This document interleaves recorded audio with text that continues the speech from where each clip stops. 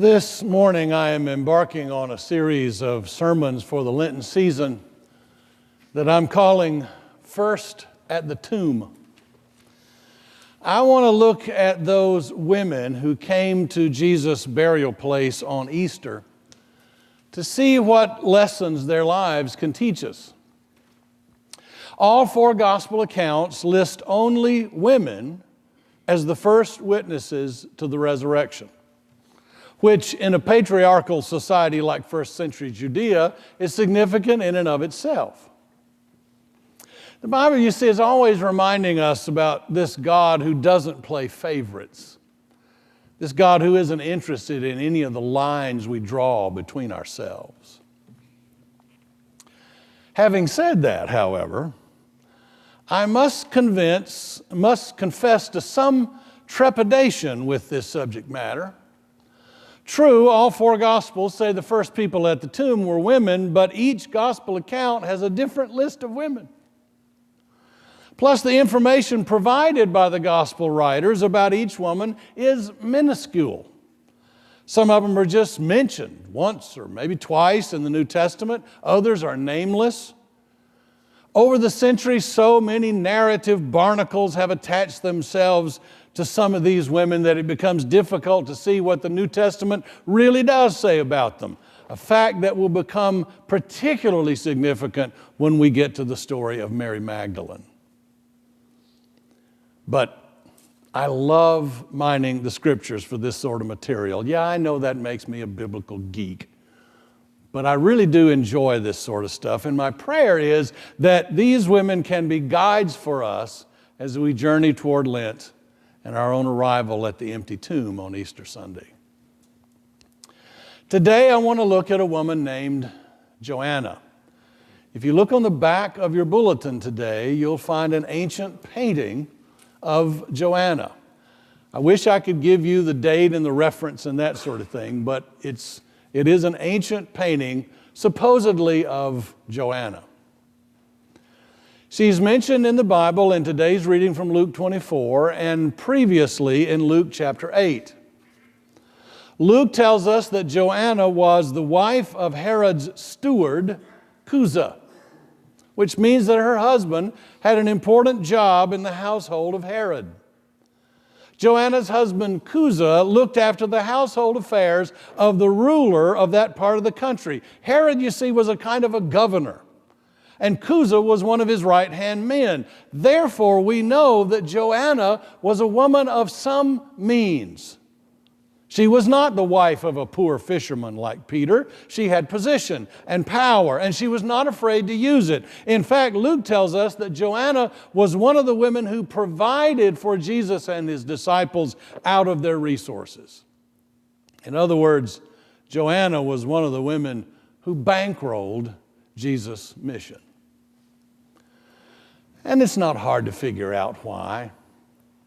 Luke says Joanna was among a group of women whom Jesus had, quote, cured of evil spirits and infirmities, unquote.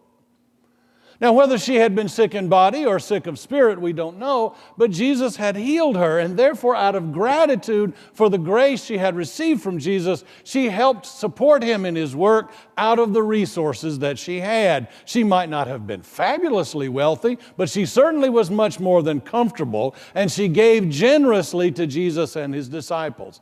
Not only that, she also traveled with Jesus and his disciples. She didn't just send a check. She physically joined the company following Jesus and made sure he had everything he needed for his work. You might say she practiced discipleship up close. Now, there was a time when mainline Christians like ourselves practiced the opposite of discipleship up close. We practiced discipleship from afar. We gave money. We wrote checks. We made sure missionaries and social service agencies had all the funding they needed, but we paid other people to actually rub shoulders with the poor, the sick, the marginalized, and the forgotten. Now, my sense is that nowadays many of us have finally figured out that Joanna's approach is much more biblical. Yes, we need to give the money. Yes, we need to make sure the funding is there. But along with the cash and the checks, we need to hold hands with and get up close and personal with the poor, the sick, the marginalized, and the forgotten. But it's a lot easier just to write a check, isn't it? I mean, why should I get my hands dirty when I can pay someone else to do it for me? Discipleship up close might cost me more than just the money in my wallet. It might cost me my time. It might cost me my comfort. It might even cost me my position. A lady named Leontine Kelly was the first African-American woman bishop in the Methodist Church.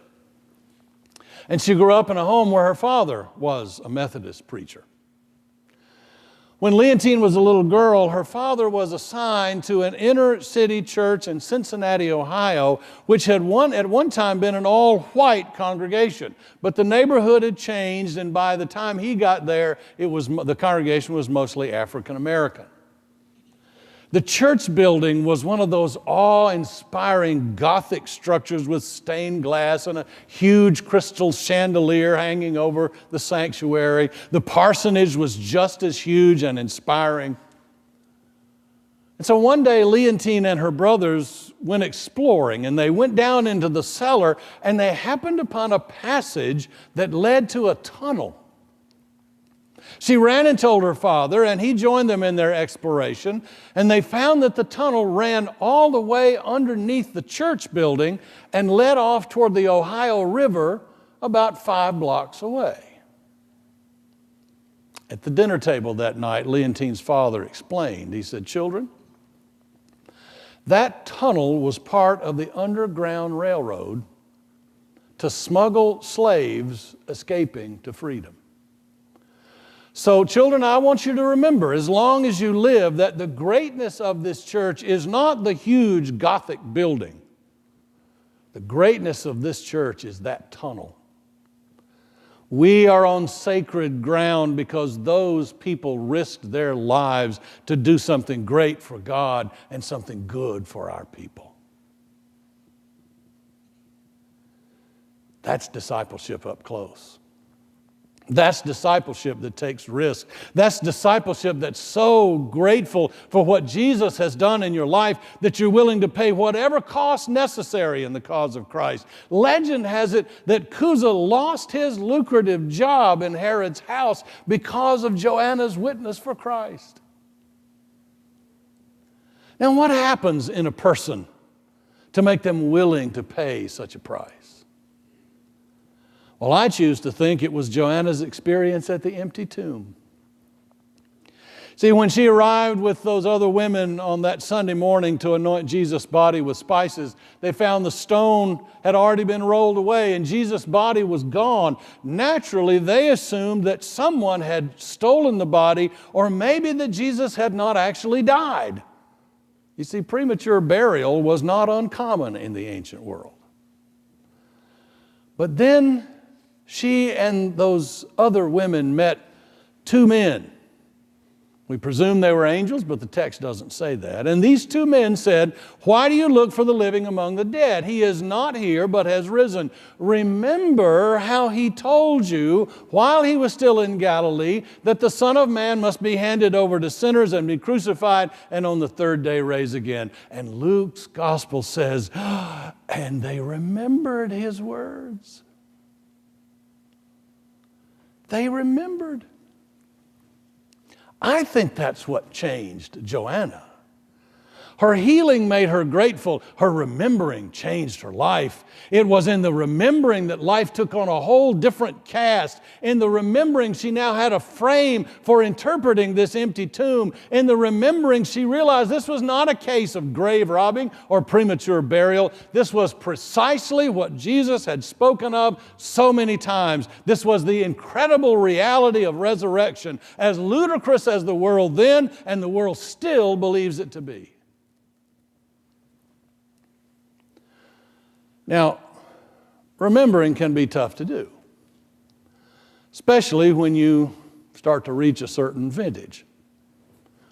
I've reached that age where I can look directly at someone I have known for years and go completely blank on their name. So if I do that to you, cut me some slack. I heard about two older couples who were going out to eat one night, and the two husbands were in the front seat and the two wives were in the back seat. And the guy driving asked his friend, he said, "Have you been to any good restaurants lately?" And the other guy said, "Yeah, we have. The other night we went to a place called I can't hardly remember anything these days. Well, what's the name of that flower with red petals and it has thorns going down the stem?" And the driver said, "Rose." He said, "That's it. Rose, what was the name of that restaurant we went to the other night?"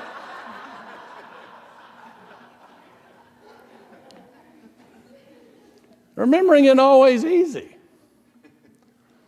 But when something's woven into your heart, when something takes root in your soul, remembering can be the frame for a whole new way of looking at life. Some of you remember my niece, Melissa. She was here back in the spring thanking us for supporting her work at the children's home. Well, Melissa always had a habit of kind of taking in strays. And there was a young girl named Amanda who lived close to her. Amanda had a terrible home life. And so Melissa practically raised her. She spent a lot of time with Melissa. Amanda spent a lot of time with all of us in the Donahue crowd. She was a fixture at our holiday celebrations and our vacations and whatever we were doing together. And she was much a part of the family as any of us who were born into it. Well, Amanda's life took a bad turn for a while. We were all really worried about her. But she finally came back to live with Melissa. She got a new job. She left all of that darkness behind her, and she posted on Facebook how happy she was to start over and charge into a brand new life. And my sister Joy, Melissa's mom, posted on Facebook, "Remember who you belong to." Remember who you belong to. It's the same message those two men gave Joanna at the empty tomb. Remember who you belong to. And she did. She remembered. She put this empty tomb within the frame of what she remembered, and the whole world changed. How many times have you and I missed an opportunity to give someone else something to remember about Jesus? Joanna didn't make that mistake. She ran to the apostles and told them what she and the other women had seen. And Luke says these words seemed to the apostles an idle tale, and they did not believe them. Now, the apostles had heard Jesus predict his resurrection just as often as Joanna had, but they chose not to remember. They put the witness of Joanna to the rationality test and dismissed it out of hand. They chose to hear it as an idle tale. You know how women are. Peter did get up and run to the empty tomb, and he found it empty, but he just went away amazed, kind of in limbo, not quite believing, but not dismissing it either. You see, like most of us, Peter and the others were not looking for God in a new place. They thought they knew where God would show up, and it wasn't at a tomb. But God has this maddening habit of showing up where we least expect him to be. God has this annoying penchant for ignoring all the excuses we can throw in his way. God has this surprising capacity for offering us what we really need in life, whether we know we need it or not, or whether we want to accept it or not. God just loves to surprise us. When we think we got it all figured out, God says, think again. When we think our circumstances can only point in one direction, God chimes in, says who? Joanna expected Jesus to be in the tomb, but she encountered him outside the tomb. Maybe you and I need to start looking outside the tomb too. God overturns our expectations. God shows up in the most unlikely places. God confounds our categories and our conventional wisdom. And whenever the world gives us a hot cup of despair and a cold put down, God in Christ shows up to say, oh, no, no, no. That's not right. Don't you remember? Can't you see?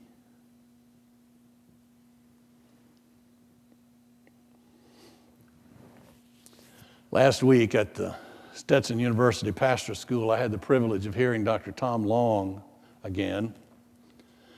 He's now emeritus professor at Candler School of Theology in Atlanta.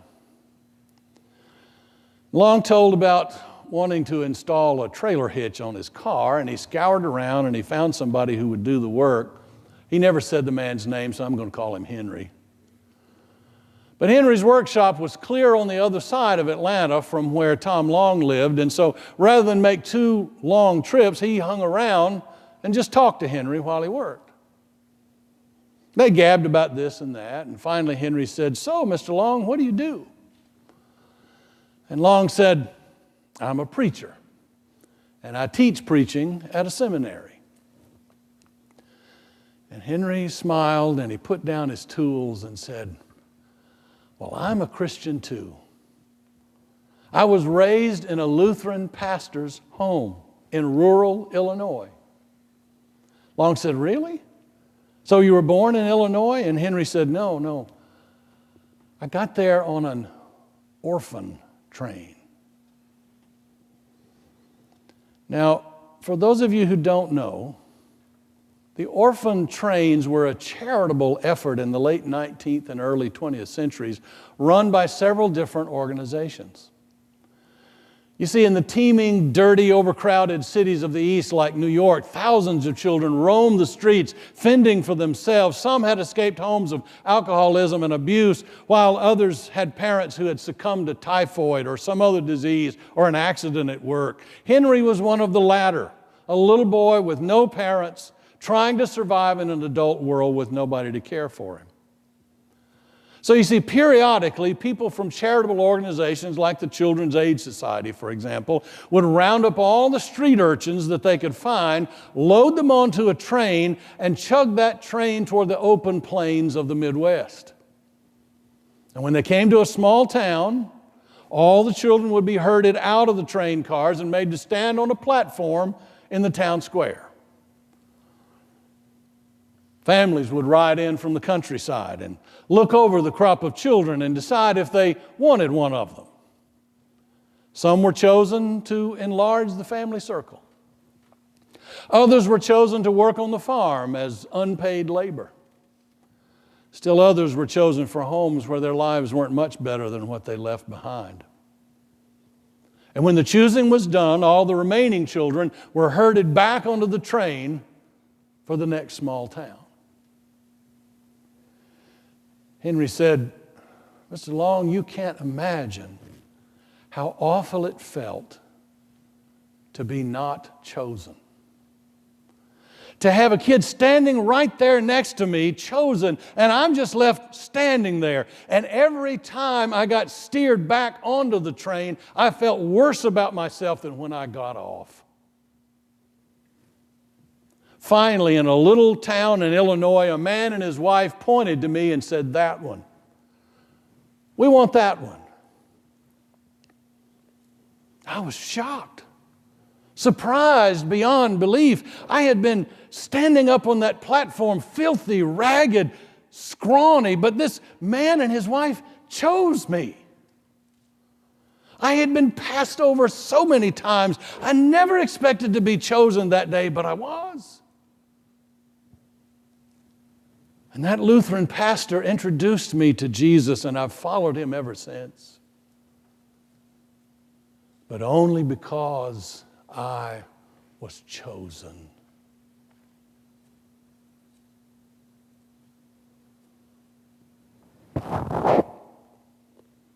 I know. You plod through this life, broken, ragged, singed, worn out, fragile, convinced you're unlovable, believing there's only yet another town up ahead and another rejection. Yet God shows up, points to you, and says, that one.